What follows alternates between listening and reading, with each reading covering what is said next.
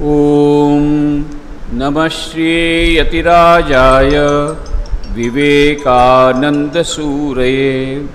सच्चित्सुखस्वरूपाय स्वामिने तापहारिणे जननीं शारदां देवीं रामकृष्णं जगद्गुरुं पादपद्मे तयोश्रित्वा प्रणमामि मुहुर्मुहुः।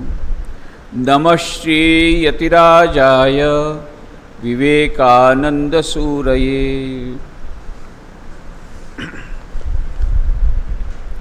परम पूज्य स्वामी मुक्तिनाथानंद जी महाराज, डॉक्टर रश्मि सोनी जी, जिनका बहुत ही प्रेरणादायी प्रवचन आपने अभी सुना, डॉक्टर अनिमेश अमित जी, श्री शोभित अग्रवाल जी, यहाँ उपस्थित अन्य महानुभाव, अन्य सन्यासीगण, प्यारे युवा भाइयों एवं बहनों, जैसा कि मुक्तिनाथानंद जी महाराज ने बताया कि कल एक बहुत बड़ा कार्यक्रम था गांधीनगर में, जिसमें कि एक राउंड टेबल कॉन्फ्रेंस, एक नई यूनिवर्सिटी SOUL के नाम से निकलने वाली सब स्टार्ट हो रही है, जिसके इनॉग्रेशन में हमारे भारत के एजुकेशन मिनिस्टर वो भी आए थे और हमारे गुजरात के चीफ मिनिस्टर वो भी आए थे। वो कल शाम को ख़त्म हुआ। फिर हमारा सेंटर है छोटा सा, अभी बड़ा बनने वाला है, बहुत सारा डेवलपमेंट अभी होगा। अहमदाबाद सेंटर वहाँ रात को था। आज सुबह 5:45 बजे वहाँ से निकला, एयरपोर्ट से फ़्लाइट ली और फ़्लाइट से मैं यहाँ पर 10 बजकर 10 मिनट पर आने वाला था। उसके बदले 10 मिनट बिफोर टाइम मैं यहाँ पर आ गया। उसकी क्रेडिट मुझे नहीं जाती, इंडिगो फ्लाइट को जाती है, इंडिगो एयरलाइंस को जाती है। पर कहने का मतलब यह है कि जो यहाँ पर मैं आ पाया, क्योंकि टाइम मैनेजमेंट किया इंडिगो वालों ने, और यदि वो 1 घंटा 10 मिनट लेट करते तो अभी तक मैं वहीं रहता, फ्लाइट में ही रहता। तो ये टाइम मैनेजमेंट जब बोलने की बात है, इसलिए मैं यहीं से स्टार्ट कर रहा हूँ कि देखो, टाइम मैनेजमेंट यदि कुछ सामने वाला करता है तो उसका फ़ायदा हमें होता है, और हम जब करते हैं तो सामने वालों को फ़ायदा होता है। और मैं सुबह उठने में देरी करता और 5:45 बजे के पहले 6:15 बजे निकलता, और वहाँ जाके देखा फ़्लाइट निकल गई है। फिर मुक्तिनाथ महाराज को फ़ोन करता, महाराज ये तो फ़्लाइट चली गई। फिर मुक्ति महाराज दूसरी टिकट बुक करते, मैं रात को यहाँ आता, तब तक यहाँ खेल ख़त्म, पैसा हजम। इसलिए ये टाइम मैनेजमेंट कितना इम्पॉर्टेंट है उसका उदाहरण है। तो मुझे कहा गया है टाइम मैनेजमेंट के बारे में बोलने के लिए। तो बहुत ही आप लोगों से मिलकर प्रसन्नता हो रही है कि केवल लखनऊ के नहीं, पूरे उत्तर प्रदेश, उत्तरांचल, इन सबके युवा भाई बहन आ रहे हैं। तो सबसे पहले हम लोग जो समय पालन, ये 2 चीज़ अलग अलग है। एक है समय पालन, जिसको पंक्चुअलिटी बोलते हैं, ये भी जीवन में महत्व का है। और दूसरा है टाइम मैनेजमेंट, समय का व्यवस्थापन। हम दोनों के बारे में थोड़ा सा बोलेंगे। तो पहली बात है टाइम का जो पंक्चुअलिटी की जी बात है, समय रखना, to keep time is very important. मेरे को अपना खुद का मैं उदाहरण देता हूँ।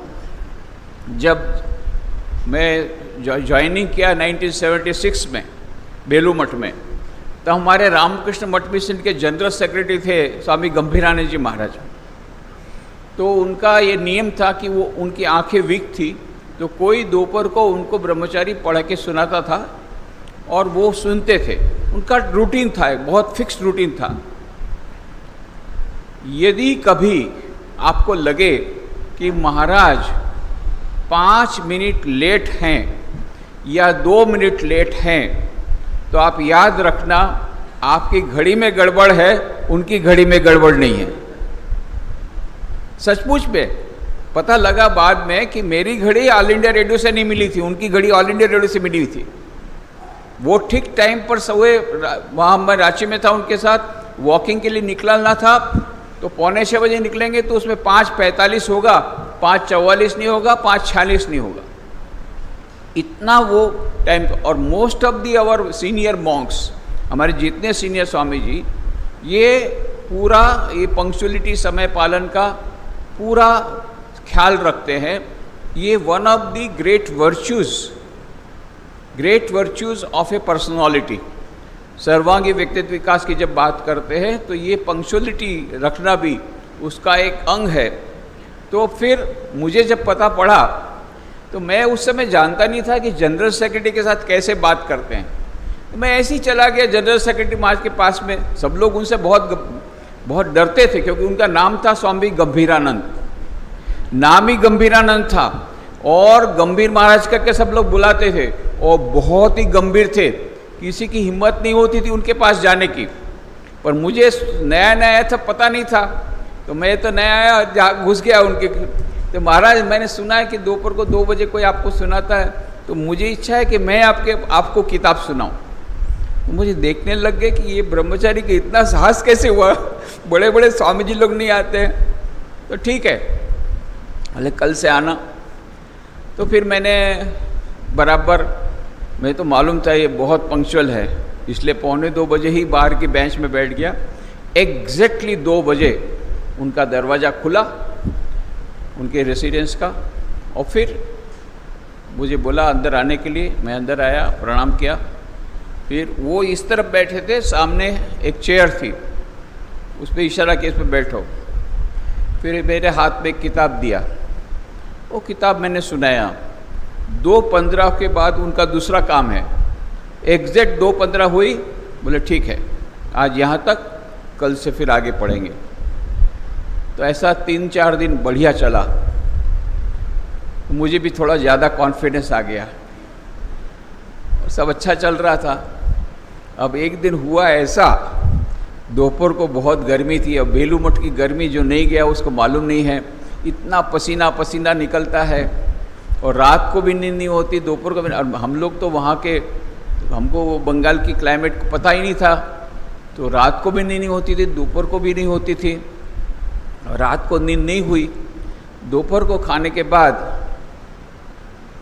थोड़ा सा नींद आ गई। जब उठा तो देखा 2:05।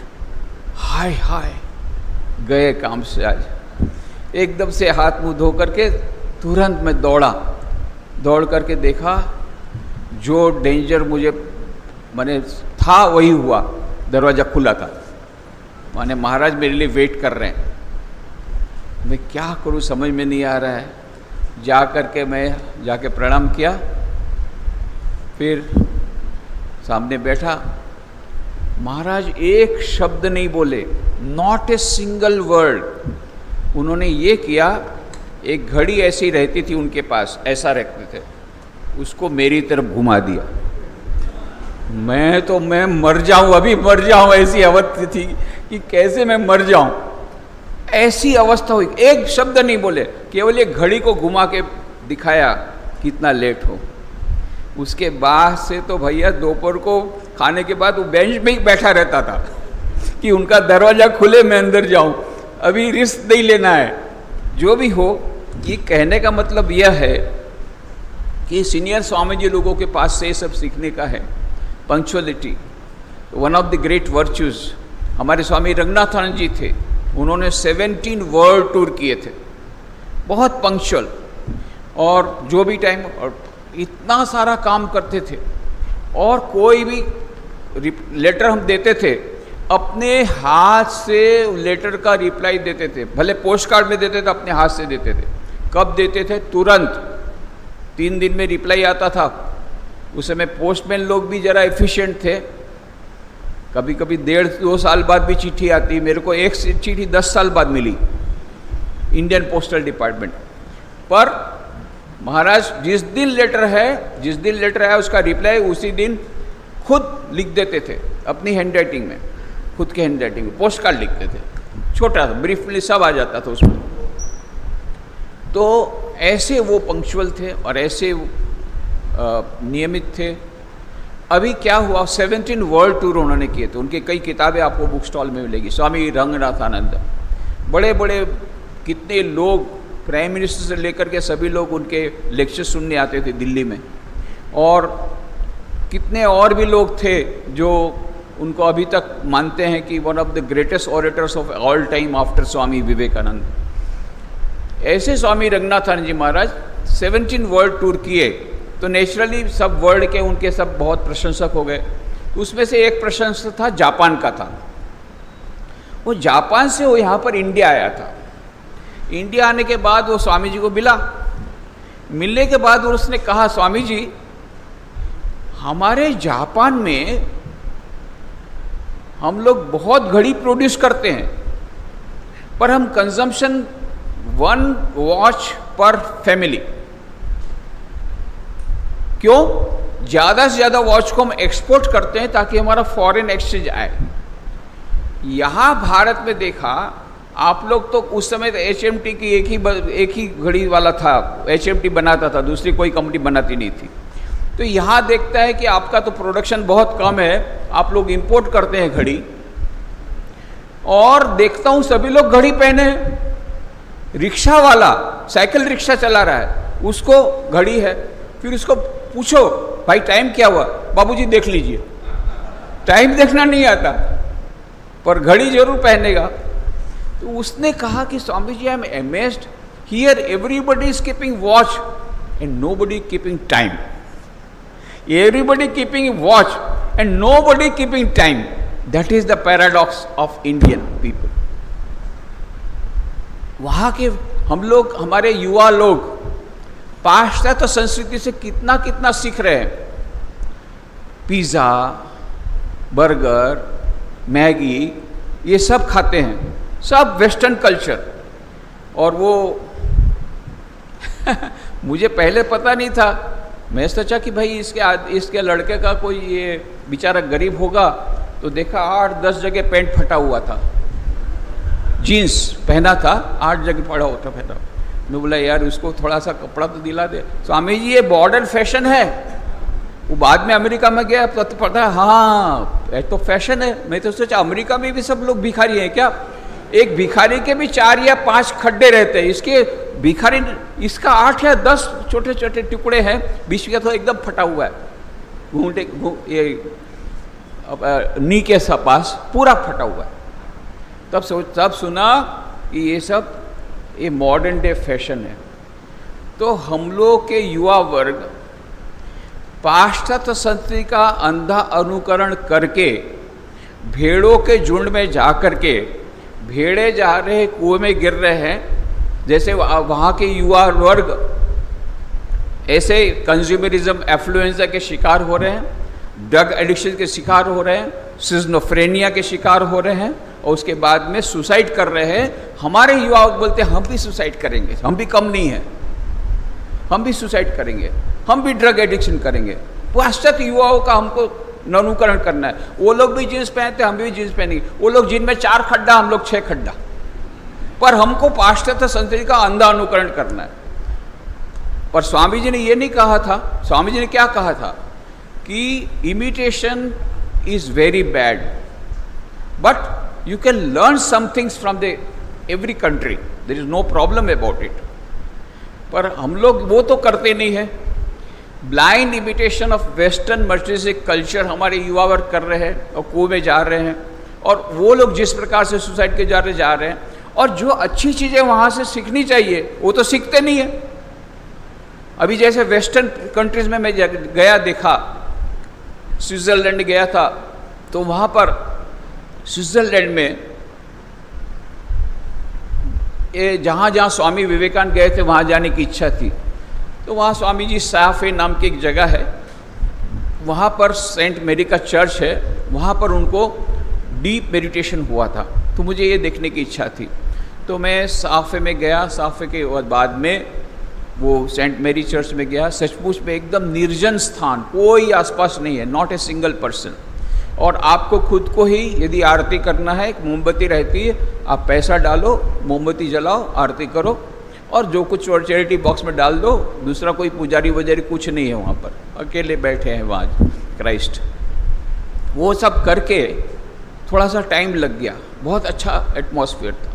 वहाँ से जा कर के देखा कि अरे 3:52 का टाइम है बस का, 3:52 की बस यदि मैं यहाँ से नहीं लेता हूँ तो रेलवे स्टेशन तक मैं पहुँच नहीं पाऊँगा, और फिर रेलवे स्टेशन जो लास्ट ट्रेन है जो जिनेवा जाती है, जहाँ मेरा वेदांत सेंटर में ठहरा हूँ, वहाँ पहुँच नहीं पाऊँगा। वहाँ नहीं पहुँच पाऊँगा, न मैं इनकी लैंग्वेज जानता हूँ, न जर्मन जानता हूँ, न ये जानता हूँ स्पेनिश जानता हूँ, और न फ्रेंच जानता हूँ। वहाँ 3 लैंग्वेज चलती है स्विट्ज़रलैंड में, 3 प्रकार के, स्पेनिश, फ्रेंच, जर्मन, 3 में से मैं कुछ नहीं जानता हूँ। इंग्लिश तो वहाँ लेबर क्लास लोग बहुत समझते हैं, इंग्लिश को वो लोग बिल्कुल पसंद नहीं करते। जैसे तमिलनाडु में हिंदी पसंद नहीं करते, वो लोग इंग्लिश पसंद नहीं करते, पहले से युद्ध चल रहा था उनका।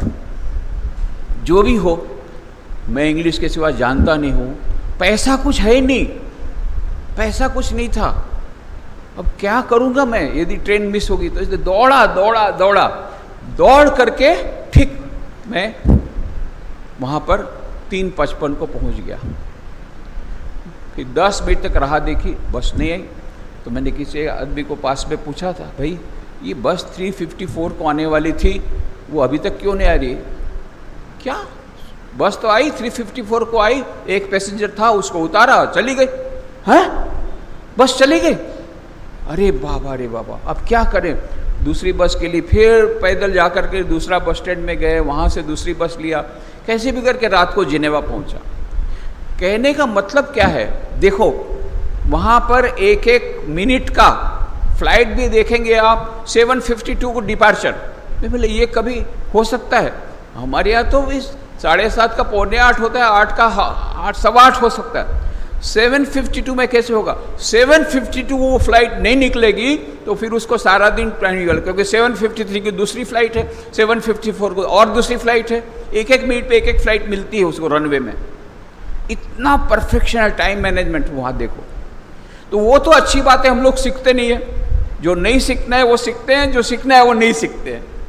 This is our paradox of our modern youth. ये हमारे युवा वर्ग की है।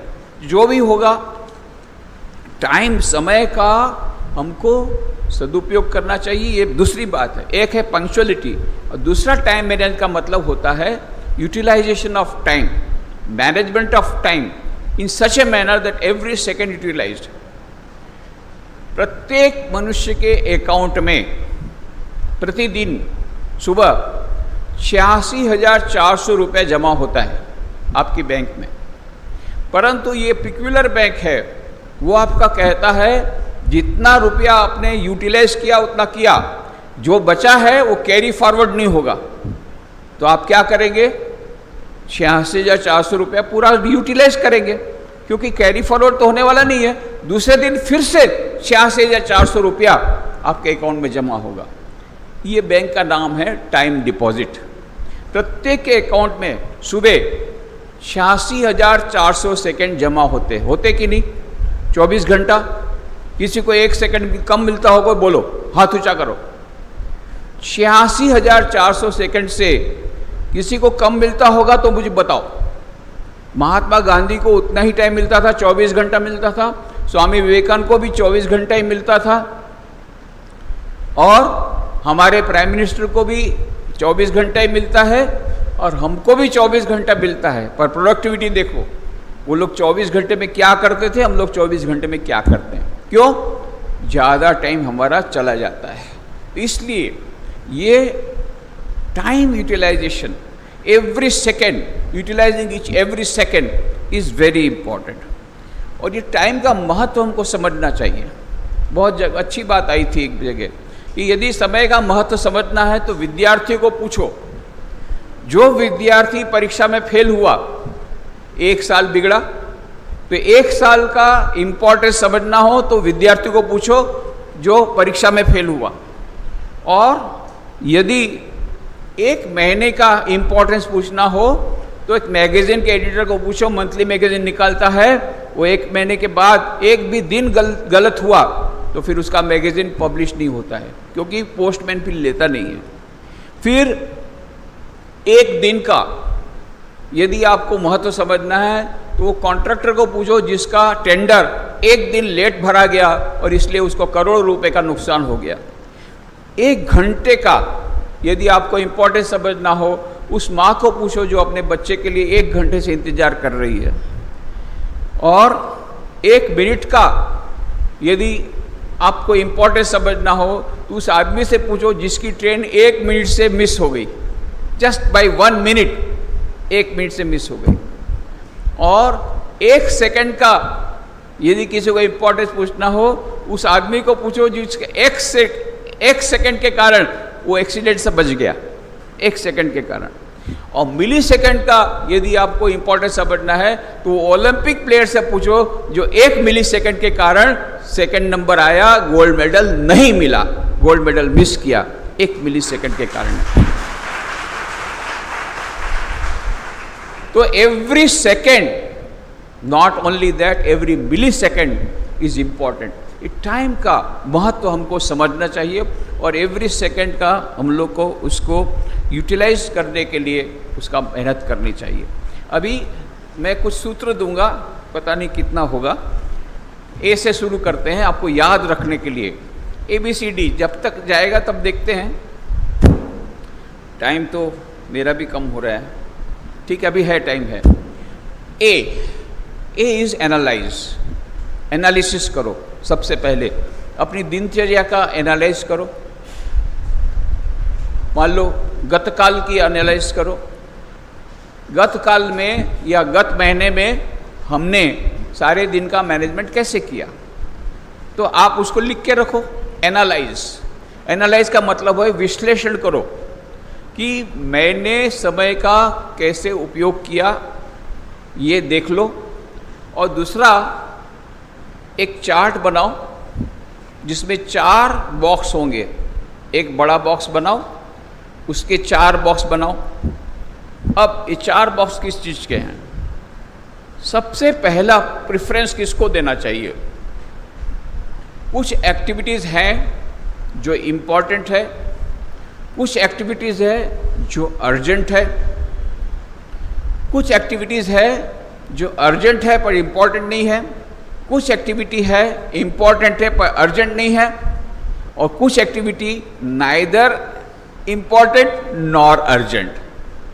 ये आप जो आपने काम किया कल, उसका विश्लेषण कर लो।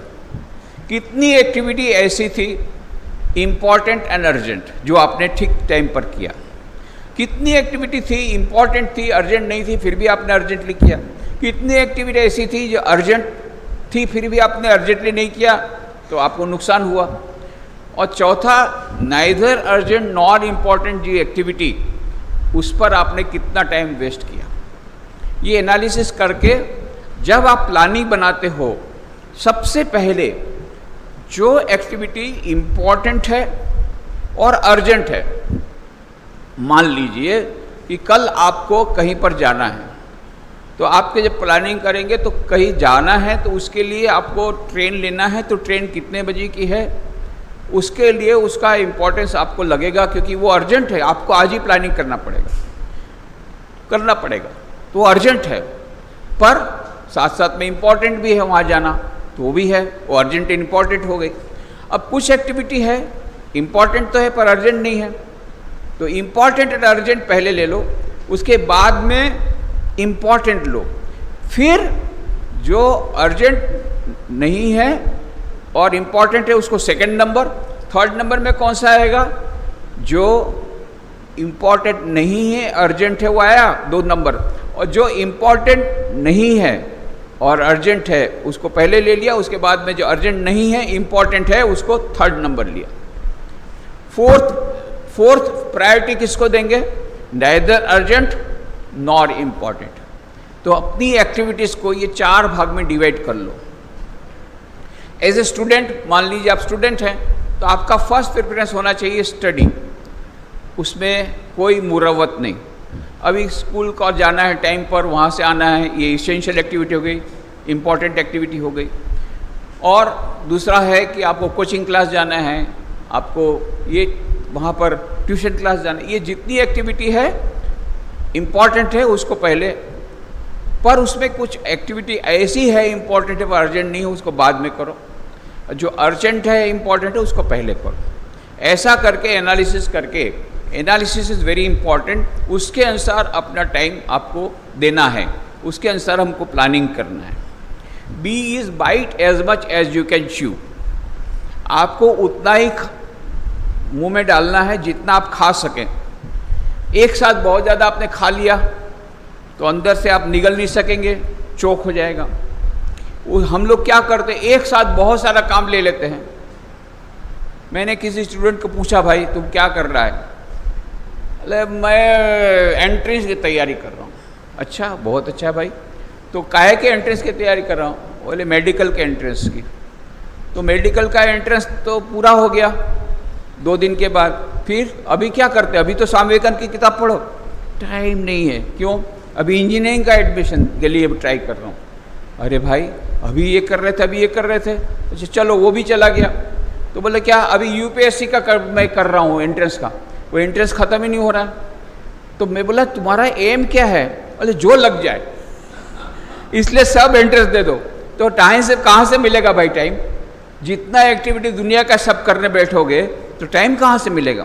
तुम पहले निश्चित कर लो तुमको कौन सी लाइन लेनी है, कहाँ तुम्हारी, उसके लिए तुम जरूरत हो तो साइकोलॉजिकल टेस्ट करा लो, एप्टीट्यूड टेस्ट करा लो, तुम्हारे एप्टीट्यूड, तुम्हारी कैपेसिटी, वो उसके अनुसार तुमको लाइन में जाना है। अच्छा, वो दूसरा फ्रेंड जा रहा है अमेरिका जा रहा है तो मैं भी वो, अरे भाई उसकी कैपेसिटी तुम्हारी कैपेसिटी अलग है। वो डॉक्टर बन रहे थे, तुम भी डॉक्टर बनोगे। और बोले डॉक्टर तो बनना है क्योंकि मेरा फ्रेंड डॉक्टर बन रहा है, परंतु बोले बायोलॉजी में इंटरेस्ट नहीं है। इंटरेस्ट किस में है? इंटरेस्ट कॉमर्स में है। और बनूंगा क्या? डॉक्टर। तो कॉमर्स पढ़ करके डॉक्टर कैसे बनोगे भैया? तो कहने का मतलब हमारा थिंकिंग भी क्लियर नहीं है। एक साथ हम बहुत सारा काम ले लेते हैं, फिर टाइम नहीं मिलता, हाय क्या होगा, फिर परीक्षा के समय हाय क्या होगा। इसलिए bite as much as you can chew, जितना आप काम कर सकते हैं आपकी कैपेसिटी के अनुसार उतना ही काम लीजिए, 1 एट ए टाइम। फिर वो काम खत्म हो गया फिर दूसरा लीजिए, वो खत्म हो गया फिर तीसरा लीजिए। एक साथ बहुत सारा बोझा ले लेकर बाद फिर एक टाइम ऐसा आएगा कि ब्रेकडाउन हो जाएगा। उससे सावधान रहना है। सी इज कंबाइन द एक्टिविटीज़। कई एक्टिविटीज़ है जो कंबाइन हो सकती है, आप खुद देखिए। खूब का आप मान लीजिए आपको कुछ ये चीज़ें याद रखनी है, तो आप क्या करते हैं? उसको टाइम आपको पास नहीं है तो क्या करना है? ग्राफ बनाना है, चार्ट बनाना है, उसको दीवार में लगा देना है और चाय पीते पीते वो ग्राफ देखते रहिए, नाश्ता करते करते ग्राफ देखते रहिए। 2 काम हो गया एक साथ। आपको जो याद करने का वो ग्राफ और चार्ट। और ग्राफ और चार्ट में सुविधा क्या है? आप तो केवल ग्राफ और चार्ट आपने अच्छी तरह देख लिया तो परीक्षा में समय वो चार्ट देखने के बाद पूरा का पूरा चार्ट आपने कर लिया, तो यदि लिखने का टाइम नहीं भी रहा और चार्ट ठीक रहा तो आपको परीक्षा में नंबर नहीं कटेगा। क्यों? चार्ट आपका परफेक्ट है। और फिर उसके बाद में आप उसको एलॉबरेट कर सकते हैं, टाइम रहे तो। नहीं भी एलॉबरेट करेंगे, वो चार्ट है, वो ग्राफ है। ये मैंने एक उदाहरण दिया, ऐसे कई हो सकते हैं। Combine the activities wherever possible. D is delegate. Delegation किसको करना है? हमारी पढ़ाई को डेलीगेट नहीं करना है कि भाई तू मेरे बदले नोट्स बना ले वो नहीं करना है। पर जो काम ऐसा है जो दूसरे कर सकते हैं उसको दूसरे के पास करवाना है। सब काम तो हम लोग नहीं कर सकेंगे तो दूसरे का मदद लेनी चाहिए, हेल्प लेने में कोई हरकत नहीं है। पर ऐसा काम, कुछ काम ऐसा है जो खुद ही करना पड़ेगा, कुछ काम ऐसा है जो हम दूसरे से भी करवा सकते हैं, वो डेलीगेशन कर सकते हैं। E is eliminate. आपने एनालिसिस करके देखा कि कुछ एक्टिविटी ऐसी है neither urgent and nor important, और आपके पास समय की कमी है, ऐसी एक्टिविटी को एलिमिनेट कर दो, जाने दो, रूटीन से निकाल दो। उदाहरण, आपका प्रतिदिन 2 घंटा, हालांकि एवरेज 4 घंटा का बोल रहा है अभी तक, 4 घंटा आपका इंटरनेट चैटिंग में जाता है कि नहीं? आपका शायद ज़्यादा होगा, कम होगा, पता नहीं। एवरेज इंडियन यूथ का ज़्यादा है, अमेरिकन यूथ का कम है। तो ये चीटिंग शेटिंग में 4 घंटा जा रहा है या 2 घंटा जा रहा है, उसमें क्या आप थोड़ा कटौती कर सकते हैं? ये देखिए, आप 1-1 मिनट का महत्व है और यहाँ आप घंटों का घंटों वेस्ट कर रहे हैं। तो जहाँ पर भी वेस्ट आप टाइम कर रहे हैं उसको सोच समझ करके कौन सा टाइम वेस्ट हो रहा है ये आप ही को देखना है। You have to analyse your own time. कितना टाइम मैंने यूटिलाइज किया, कितना टाइम मैंने बर्बाद किया, वेस्ट किया, और कितना टाइम मैंने ज़्यादा ही केवल बर्बाद नहीं किया टाइम को, अनप्रोडक्टिव एक्टिविटी की, और कितना टाइम मैंने ऐसी एक्टिविटी की जो भविष्य में मेरे लिए प्रॉब्लम क्रिएट करेगा। ये खुद को सोचना है, एनालिसिस करना है और उसमें से एलिमिनेट करना है कौन सी activity which is neither urgent nor important, then you will get more time. F is for focusing. अभी उसकी बात हुई, आपने बहुत अच्छी बातें सुनी कंसंट्रेशन के बारे में, फोकसिंग के बारे में, शायद उदाहरण भी दिया होगा कि एक लेंस को आपने कागज के ऊपर रखा तो क्या होता है? कुछ नहीं होता है। पर सूर्य की किरणें के नीचे यदि आपने वो लेंस को रखा तो क्या होता है? कागज जल जाता है। लेंस को निकाल दो, कागज जलता है? सूर्य के नीचे रख दो कागज को, कागज जलता है? नहीं जलता है। जब लेंस रखते तो जल जाता है कि नहीं? क्यों? क्योंकि वो कॉन्केव लेंस में क्या होता है, जो सूर्य की किरणें हैं वो केंद्रीभूत होती है, एकीकृत होती है, फोकस होती है। वो किरणें, सूर्य की किरणें फोकस होकर के कॉन्सेंट्रेट होती है, तब वो कागज को जला देती है। उसी प्रकार से हमारे मन की शक्तियां जब एकीभूत होती है तो भीतर की सब अज्ञान को जला देगा, भीतर के पूरे अज्ञान को जला देगा। तो हमारे मन की शक्तियां जब एकीभूत होगी, केंद्रीभूत होगी, तो जैसा लेंस के कारण सूर्य की किरणें केंद्रीभूत हुई, वो जला देती है, उस प्रकार से वो जला देगी। तो केंद्रीभूत करना पड़ेगा, एकीभूत करना पड़ेगा। अच्छा, अर्जुन को क्या दिखता था? पेड़ दिखता था कि पक्षी दिखता था? पक्षी भी नहीं दिखता था, पक्षी की आंख दिख। तब द्रोणाचार्य ने कहा हाँ चलाओ तीर, अब ठीक है। तो हमारा कॉन्सेंट्रेशन ऐसा होना चाहिए कि हमको हमारा जो गोल है उसके सिवा किसी दूसरी एक्टिविटी में हमको टाइम वेस्ट नहीं करना है, फोकस करना चाहिए एक एक्टिविटी पर हम लोग क्या करते हैं? अच्छा सुबह पहले बताओ, सब परीक्षा में सबको ज़्यादा नंबर चाहिए, सबको चाहिए परीक्षा में, सबको नंबर चाहिए ज़्यादा, ओके। अच्छा, तो परीक्षा शुरू होने के 1 महीना पहले तैयारी शुरू करना चाहिए, 2 महीना पहले? 2 महीना पहले? 2 महीना पहले कि 3 महीना पहले? 3 महीना पहले कि 6 महीना पहले? 6 महीना पहले कि 1 साल पहले? आज से कि कल से? तुलसीदास जी ने कहा काल करे सो आज कर, आज करे सो अब, पल में परले होएगी, बोहरी करे को कब। और हम लोग क्या बोलते हैं? तुलसीदास जी को क्या बोलते हैं? आज करे सो काल कर, काल करे सो परसों, इतनी क्या है प्यारे जब जीना है बरसों।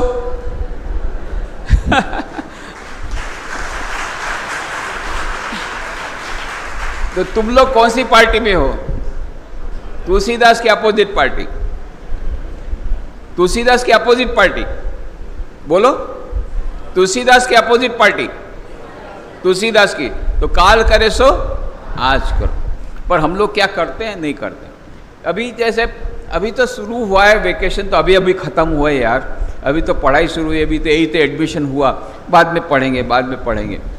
उसके बाद में तो भाई ये गणेश चतुर्थी आई, तो भाई गणेश चतुर्थी में तो हम लोग को ये करना ही पड़ेगा, गणेश जी का तो दर्शन करना पड़ेगा, गणेश जी के सांस्कृतिक कार्यक्रम हमको निभाने पड़ेंगे, उसमें तो जाना ही पड़ेगा। गणेश चतुर्थी जहाँ खबर हुई तो दुर्गा पूजा आई, भाई दुर्गा पूजा में तो मज़ा करना ही पड़ेगा, दुर्गा पूजा खत्म हुई, दिवाली आई। दिवाली में तो भाई पटाखा तो फोड़ना ही पड़ेगा, वो चली गई। उसके बाद जनवरी में अरे भी पतंग चलाओ। गुजरात में तो पतंग का बहुत ज़्यादा है, यहाँ शायद नहीं होगा, पता नहीं।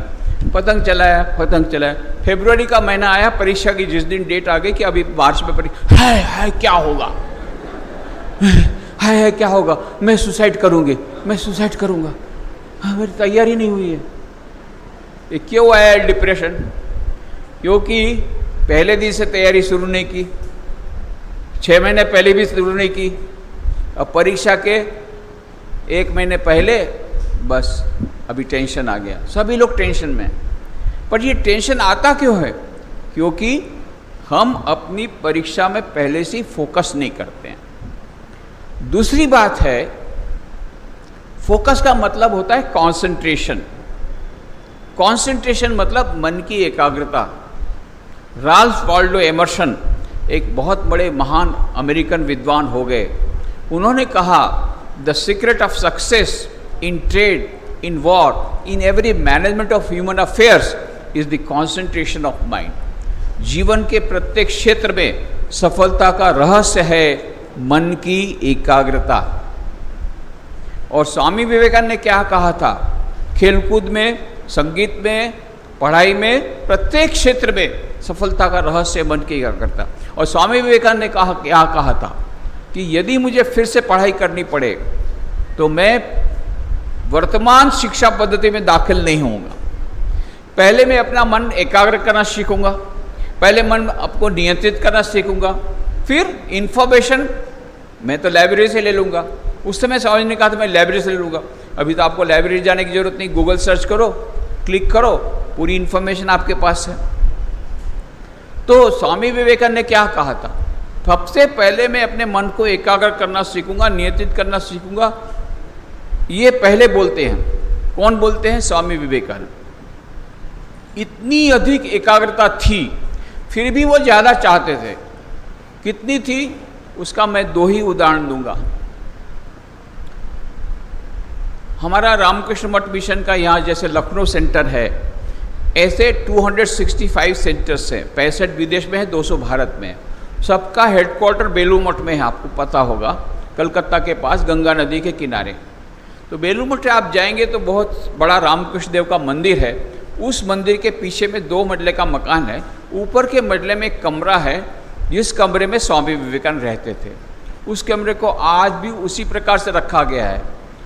उनका टेबल, उनकी चेयर, उनकी पगड़ी, उनके कपड़े, उनका दंड, उनकी सितार, सब कुछ ऐसा रखा है, ऐसा लगेगा स्वामी जी यहाँ पर अभी भी रह रहे हैं।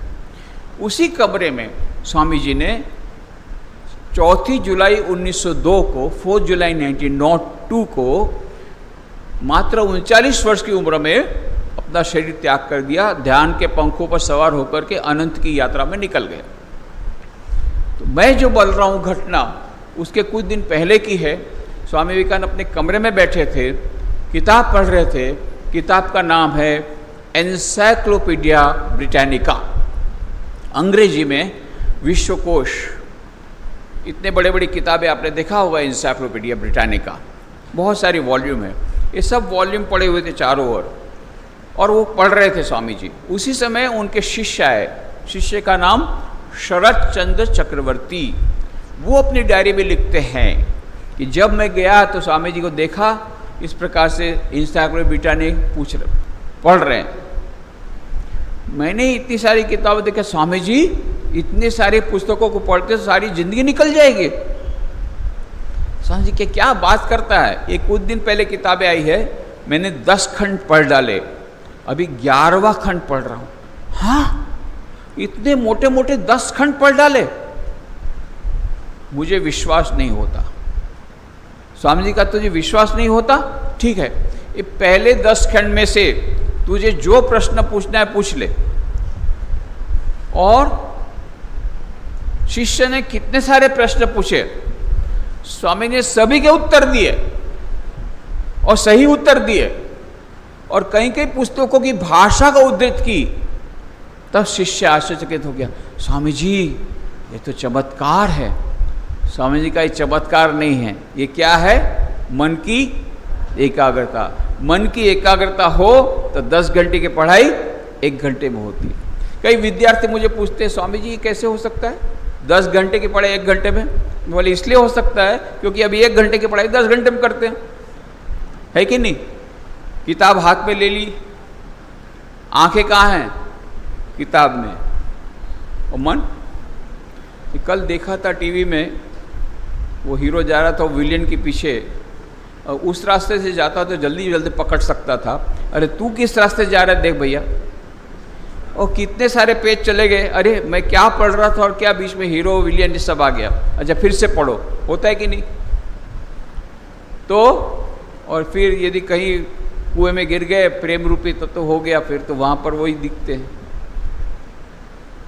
तो अभी 1 घंटे की पढ़ाई 10 घंटे में कर रहे हैं, जब एकाग्रता आएगी तो 10 घंटे की पढ़ाई 1 घंटे में हो जाएगी। केवल इतना ही नहीं, पढ़ाई में नहीं, प्रत्येक क्षेत्र में सफलता मिलेगी। संगीत में, खेल कूद में। स्वामी जब दूसरी बार विदेश गए, एक नदी के ऊपर से पुल से पर से गुजर रहे थे। उस समय उन्होंने देखा 4 जवान लड़के बंदूक हाथ में लेकर के अंडे के जो छिलके थे उनको शॉट लगाने का प्रयत्न कर रहे थे। 12 अंडे के छिलके थे, अंडे नहीं, अंडे के छिलके। ये अंडे के छिलके की एक माला बनाई गई थी, वो स्ट्रिंग ऑफ एक्शल्स वो वहाँ पर पानी में तैर रही थी, और ये चारों जवान लड़के उस पर निशाना लगा रहे थे। पारी पारी से सबने निशाना लगाया, सबके शॉट बेकार गए। स्वामी जी कुछ देर तो देखा, फिर उनको हंसी आ गई, और स्वामी जी को हंसते देख कर के चारों जवानों को बहुत गुस्सा आया। है हम पर हंसते हो, ये क्या कम बात है? इस प्रकार से अंडे के छिलके पानी में तैर रहे, उसको शॉट लगाना कम बात है? ठीक है, हम तुमको चैलेंज देते हैं, तुम करके बताओ। ऐसा करके बंदूक स्वामी जी के हाथ में रख दी। अब क्या करें? स्वामी जी बंदूक हाथ में ली, निशाना लगाया, फट फट फट फट फट, 12 अंडे के छिलके 12 शॉट में खत्म। ये सब 4 जवान लड़के आश्चर्यचकित हो गए। Swami, how long you are practicing? We are practicing from 5 years, we could not do it, how long you are practicing? Swami ji ने क्या कहा? My dear friends, I am holding the gun for the first time. है first time and you shot all the eggs, that is a miracle. ये तो चमत्कार है। स्वामी जी का चमत्कार नहीं है, ये क्या है? मन की एकाग्रता। ये मन की एकाग्रता होगी तो 10 घंटे की पढ़ाई 1 घंटे में होगी, 1 घंटे की पढ़ाई 10 घंटे में होगी। अभी वही पढ़ाई बाद में 10 घंटे की पढ़ाई 1 घंटे में होगी। और प्रत्येक क्षेत्र में, संगीत में, खेलकूद में हमको सफलता मिलेगी। ये फोकसिंग बहुत इम्पॉर्टेंट है। उसके बाद बहुत सारा है, मैं डायरेक्टली पी पर आता हूँ। P is purity of food. एकाग्रता कैसे मिलेगी? C is directly proportional to P, where C is equal to concentration of mind and P is purity of mind. हमारा मन जितना शुद्ध होगा उतना हमारा मन एकाग्र होगा। सबके पास लैपटॉप है? तो है लैपटॉप? खोलो लैपटॉप, खोलो। नहीं है लैपटॉप? तुम भी बेवकूफ़ हो। अरे ये लैपटॉप है या नहीं है? नहीं होगा तो बोलना, मेंटल हॉस्पिटल में डाल देंगे। इस लैपटॉप में जितनी मेमोरी है, ऐसा मेमोरी वाला लैपटॉप अभी साइंटिस्ट लोगों ने नहीं बनाया। ये ह्यूमन ब्रेन है। ब्रेन है कि नहीं, या ब्रेनलेस हो? ब्रेन है तो खोलो लैपटॉप, खोलो। अभी डाटा एंट्री करेंगे हम लोग। Ready for data entry? ये डाटा एंट्री ऐसा ऐसा नहीं होता है ये लैपटॉप में। मैं बोलूँगा, तुम लोग जोर से बोलोगे तो वो अपने आप एंट्री हो जाएगी इस कंप्यूटर में, इस लैपटॉप में। ठीक है? Ready for data entry? Ready? हमारा मन जितना शुद्ध होगा उतना हमारा मन एकाग्र होगा। हमारा मन जितना शुद्ध होगा उतना हमारा मन एकाग्र होगा। याद रहेगा? तो हमारा मन जितना शुद्ध होगा उतना हमारा मन जितना शुद्ध होगा उतना हमारा मन तो मन के एकाग्र करने के लिए क्या करना चाहिए? मन को शुद्ध करना चाहिए। अब मन को शुद्ध कैसे करें, ये भी तो प्रश्न है। तो इसके लिए दूसरा इक्वेशन है, आहार शुद्धौ सत्व शुद्धि ही सत्व शुद्धौ ध्रुवा स्मृति ही। आहार हमारा शुद्ध होगा, बुद्धि शुद्ध होगी, स्मरण शक्ति अक्षुण बनेगी। आहार का मतलब क्या होता है? एक तो हम भोजन करते हैं, मुंह से लेते हैं, और किस तरीके से लेते हैं आहार? आंख से, कान से। गांधी जी के 3 बंदर सबको मालूम है? बुरा मत, बुरा मत, बुरा मत, वाह, सबको मालूम है। अभी मैं दूसरे 3 बंदर की बात बताता हूँ। स्विट्जरलैंड के 3 बंदर। हमारे एक स्वामी जी गए थे वेदांत के प्रचार के लिए। वहाँ पर उन्होंने देखा एक तालाब के किनारे बंदर की मूर्ति है, 3 बंदर की मूर्ति, पर बड़ी विचित्र मूर्ति। अभी तक उन्होंने देखा था 3 बंदर, उसमें एक बंदर ने 2 आंख बंद की थी, दूसरे बंदर ने 2 कान बंद किए, तीसरे बंदर ने मुंह बंद किया। और यहाँ पर स्विट्जरलैंड में क्या देखा? 3 में से एक बंदर ने 1 आंख बंद की, दूसरी खुली रखी, दूसरे बंदर ने 1 कान बंद किया, दूसरा खुला रखा, और तीसरे बंदर ने आधा मुंह बंद आधा खुला। इस तो सोच में पड़ गए, भाई ऐसे बंदर तो कहीं नहीं देखे। अच्छा, ये बंदर क्या कहना चाहते हैं? वो तो बंदर हमको मालूम है, बुरा मत देखो, बुरा मत सुनो, बुरा मत बोलो। ये बंदर क्या कहना चाहते हैं? सोचते सोचते उनको एक वेद का श्लोक याद आ गया, बस पता पड़ गया। कौन सा श्लोक था? भद्रम कर्णेभिः शृणुयाम देवाः, भद्रम पश्येमाक्षभिर्जत्राः, स्थिरैरङ्गैस्तुष्ट्वागं सस्तनूभिः, व्यशेम देवहितैयदायुः, स्वस्ति न इन्द्रो वृद्धश्रवाः, स्वस्ति न पूषा विश्ववेदा, स्वस्ति नक्षाक्षी अरश्चनेमि, स्वस्ति नो बृहस्पतिर्दधातु। भद्रम कर्णेभिः शृणुयाम देवा। कानों के द्वारा मंगलमय वाणी सुनो। एक कान बंद है, बुरा मत सुनो, एक कान खुला है, अच्छा जरूर सुनो। भद्रम पश्येमाक्षभिर्जत्राः, एक आंख बंद है, बुरा मत देखो, पर एक आंख खुली है, अच्छा जरूर देखो। खराब किताबें मत पढ़ो, अच्छी किताबें अवश्य पढ़ो। स्वामी विवेकानंद की किताबें अवश्य पढ़ो। जिन किताबों से हमारी एकाग्रता बढ़ती हो, हमारा आत्मविश्वास बढ़ता हो, ऐसी किताबें अवश्य पढ़ो। आधा मुंह बंद है, किसी की निंदा मत करो, पर आधा मुंह खुला है, पर किसी के प्रोत्साहन के 2 शब्द जरूर कहो। Have a word of appreciation for others. इस प्रकार से हमारी इंद्रियों के द्वारा हम शुद्ध आहार ग्रहण करेंगे, अशुद्ध आहार ग्रहण नहीं करेंगे, तो हमारा मन क्या होगा? हमारा मन क्या होगा? तो मन शुद्ध होगा तो क्या होगा?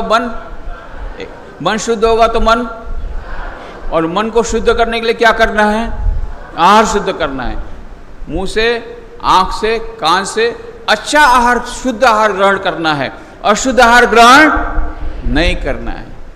टीवी ज़्यादा देखना है कि कम? इंटरनेट चीटिंग कम करना है कि ज़्यादा?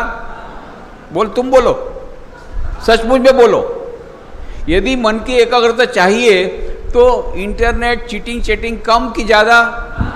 और तुम लोग कल से, आज से क्या करोगे? कम कि ज़्यादा? यदि एकाग्रता चाहिए तो, और नहीं तो मत करो। खूब मजा करो, बाद में सजा, और नहीं तो अभी थोड़ी सजा, बाद में पूरी जिंदगी मजा।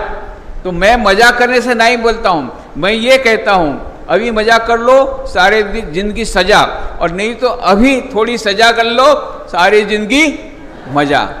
तो सारी जिंदगी मजा करना है तो अभी थोड़ा इंटरनेट चीटिंग कम करके सारी जिंदगी में सफलता मिलेगी, बढ़िया पैकेज मिलेगा, आपका कैरियर डेवलपमेंट होगा। और साथ साथ में यदि स्वामी जी की किताबें पढ़ेंगे, कैरेक्टर डेवलपमेंट भी होगा, आपके जीवन में सफलता आएगी, सुख आएगा, शांति आएगी। अंत में डायरेक्टली मैं प्लानिंग स्टेज में आ रहा हूँ। P for purity, P for planning. तो प्लानिंग जब करते हैं, प्लानिंग की बहुत आवश्यकता है, तो उसमें सबसे ज़्यादा हमको याद रखना है नियमितता। तो मेरे पास कई विद्यार्थी आते हैं, मैं पूछता हूँ, है भैया सुबह कितने बजे उठते हो? स्वामी जी कुछ निश्चित नहीं है, कभी 7 बजे, कभी 8 बजे, रविवार तो 9 भी बज जाता है। अच्छा भैया तुम्हारा सोने का टाइम क्या है? वो निश्चित नहीं है, कभी 11 कभी 12, अच्छा पिक्चर तो 1 भी बज जाता है टीवी में। अच्छा भैया तुम्हारा पढ़ाई का टाइम क्या है, उस निश्चित नहीं है, मूड आता पढ़ लेते हैं। अच्छा भाई तुम्हारा खाने का टाइम क्या है, वो निश्चित नहीं है, भूख लगती खा लेते हैं। खेलकूद का टाइम निश्चित नहीं है, टीवी देखने का टाइम निश्चित नहीं है। फिर मेरे को आगे पूछते स्वामी जी मन की एकाग्रता कब आएगी, मैं को निश्चित नहीं है। तुम्हारा रिप्लाई तुमको वापस जब तुम्हारा कुछ निश्चित नहीं है तो एकाग्रता भी निश्चित नहीं है। तो एकाग्रता निश्चित करने के लिए क्या करना पड़ेगा, उठने का टाइम, सोने का टाइम, पढ़ने का टाइम, खाने का टाइम। देखो हमारे यहाँ आके देखो, लखनऊ आश्रम में रहो एक दिन, सुबह घंटी बजती है, उसके बाद शंख बजता है, आरती होती है, फिर नाश्ते की घंटी बजती है, तब लोग नाश्ता करते हैं, दोपहर को फिर घंटी बजती है, तब खाना खाते हैं, शाम को फिर शंख होता है, फिर संध्या आरती होती है। पूरा रूटीन फिक्स्ड है। चलो लैपटॉप खोलो, खोला। हमारा जीवन जितना नियमित होगा उतना हमारा मन एकाग्र होगा। हमारा जीवन जितना नियमित होगा उतना हमारा मन एकाग्र होगा। तो नियमित जीवन, regularity is very good, very important. नियमित जीवन बहुत आवश्यक है। उसके लिए क्या करना पड़ेगा, एक रूटीन फिक्स करना पड़ेगा। इतने बजे उठना, इतने बजे सोना, इतने बजे पढ़ाई, इतने बजे पढ़ाई, इतने बजे खेलकूद, पूरा का टाइम टेबल आपका होना चाहिए। जैसे आप स्कूल में गए, कॉलेज में गए, वहाँ पर तो टाइम टेबल बना हुआ है, पर बाद में जब आए कॉलेज से सब राजा बन जाते हैं। फिर तो देखा किताब एक तरफ फेंका, उस समय वो फेंका, अपना सभी लोग बादशाह है अपने घर में, फिर टाइम का कौन देखता है। तो इसलिए रेगुलरिटी खुद के ऊपर, यदि आपका सेल्फ डिसिप्लिन होगा तो आपको डिसिप्लिन करने की किसी को आवश्यकता नहीं होगी। Self discipline is more important and more is better than discipline. तो सेल्फ डिसिप्लिन में this is one of the most important things, regularity of life, keeping a routine. अच्छा कुछ लोग क्या करते हैं, अरे रूटीन करते हैं तो मोनोटोनस लाइफ हो जाती है। तो उसके लिए क्या करो, संडे का रूटीन अलग कर दो, हॉलीडेज का रूटीन अलग कर दो। उस समय ज़्यादा समय तुम टीवी देख सकते हो, कोई बात नहीं, 1 घंटा ज़्यादा इंटरटेनमेंट कर लो, कोई बात नहीं, पर एक रूटीन होना चाहिए। कुछ लोग रूटीन बनाते हैं, टाइम टेबल बनाते हैं। रोज 8 बजे उठते थे, बोले कल से मैं 5 बजे उठूंगा, पहले दिन पंक्चर। 8 में से सीधा 5 यदि करोगे तो पहले दिन पंक्चर होगा रूटीन टाइम टेबल। तो क्या करना है, 8 में से 7:30 करना है, फिर 1 महीने बाद 7 करना है, फिर इसके बाद 6:30 करना है। ऐसा करते करते आप 1 साल में 5 बजे शुरू हो जाएंगे, 1-2 महीने में 5 बजे शुरू हो जाएगा। तो अभी दूसरा मैं मंत्र बोलता हूँ, याद रखो, हमको लैपटॉप में डालना है। Start with the minimum, start with the practice the easiest, practice the start with the practice the। तो ये सफलता का रहस्य है प्रत्येक क्षेत्र में। शुरू से यदि आपका कॉन्फिडेंस लूज हो जाता है, आगे नहीं बढ़ सकेंगे, विल पावर भी नहीं आएगा। विल पावर डेवलप करने के लिए सेल्फ कॉन्फिडेंस चाहिए, सेल्फ कॉन्फिडेंस बढ़ने के लिए विल पावर चाहिए। इस जो विशेष सर्कल को ब्रेक करने का एकमात्र उपाय है ये सुनहरा rule, start with the minimum. थोड़े से समय शुरू करो, कम से कम 5 मिनट शुरू कर दो, ध्यान 5 मिनट से शुरू करो। जो नहीं होता है 5 मिनट से शुरू करो, फिर धीरे धीरे बढ़ाओ। उसी प्रकार से 8 बजे उठते हो, 7:45 करो, फिर उसमें सक्सेस मिल गया, विल पावर डेवलप हो गया, फिर 7:30 करो। Start with the practice the easiest से प्रैक्टिस करते करते धीरे धीरे डिफिकल्टी की तरफ, क्योंकि पहले से डिफिकल्ट करोगे फेलर आएगी, तुम्हारा कॉन्फिडेंस लूज हो जाएगा, कॉन्फिडेंस लूज हो जाएगा, विल पावर भी चला जाएगा। तो let us have anti reverse circle. तो confidence will give you will power give you confidence. कैसे आएगा, start with the practice the easiest. तो इसलिए ये मैंने कुछ बेसिक सूत्र दिए हैं मेरी YouTube लिंक में आपको टाइम मैनेजमेंट पर पूरा का पूरा A to Z तक का मिल जाएगा।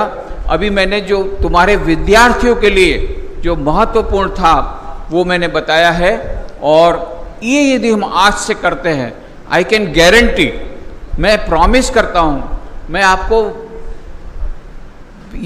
ये बताता हूँ, अच्छी अपने विश्वास के साथ आपको विश्वास दिलाता हूँ, यदि आज से आप रूटीन लाइफ शुरू कर दें और एकाग्रतापूर्वक पढ़ाई शुरू कर दें, फोकसिंग करना शुरू कर दें और आज से पढ़ाई शुरू कर दें, तो परीक्षा के समय टेंशन नहीं आएगा।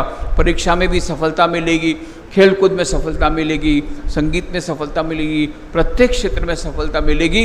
मैं स्वामी विवेकानंद के चरणों में यही प्रार्थना करता हूँ, उनके आशीर्वाद हम सब पर बरसे, आप सब पर बरसे। विशेष करके जो स्वामी विवेकानंद की किताबें पढ़ेंगे और उसको आत्मसात करेंगे, उसका पालन करके एकाग्रता पर पढ़ेंगे, आत्मविश्वास पूर्वक आगे बढ़ेंगे, उन पर ज़्यादा बरसेंगे। आपका सर्वांगीण व्यक्तित्व विकास हो, जीवन में सफलता आए, सुख आए, शांति आए, और बाद में आप एक हमारे देश के प्रबुद्ध नागरिक बने। और स्वामी विवेकानंद का स्वप्न था, भारत महान बनेगा, इतना महान बनेगा कि प्राचीन महिमा म्लान हो जाएगी, भारत विश्वगुरु बनेगा। भारत को विश्वगुरु बनाने में हम सब भी एक यंत्र स्वरूप बन सकते हैं और अपना अपना छोटा सा कंट्रीब्यूशन कर सकते हैं। कैसे? चरित्र निर्माण के द्वारा। तो मनुष्य का चरित्र निर्माण से राष्ट्र निर्माण होगा, और राष्ट्र निर्माण से विश्व निर्माण का जो स्वामी विवेकानंद का स्वप्न है, उसको पूर्ण करने में भी आपको सफलता मिले, अपने जीवन में भी सफलता, सुख शांति मिले। ऐसी प्रार्थना स्वामी विवेकानंद के चरणों में करते हुए मेरी वाणी को विराम देता हूँ। धन्यवाद।